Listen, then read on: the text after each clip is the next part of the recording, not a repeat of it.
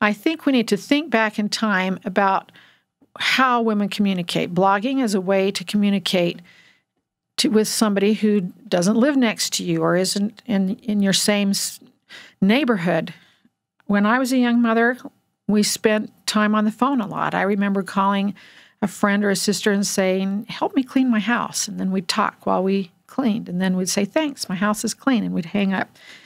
Women have always connected to each other. In the days of ancient scripture, they'd gather at the well and they'd exchange information, opinions, and ideas. Martha Washington spent 2 or 3 hours a day writing letters, and that journaling and writing letters was part of the daily life of a woman in her day who had the means and the time to spend that. So she made a lot of connections in writing in those ways. But the need to communicate is not new. My mother's day, they'd go out in the backyard, hang up their laundry, and share information over the back fence.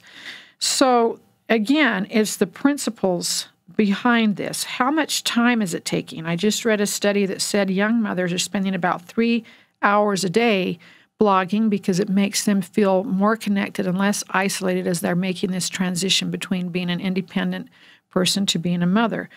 3 hours, I don't know, is that too long to spend away from your family and your children and what's happening?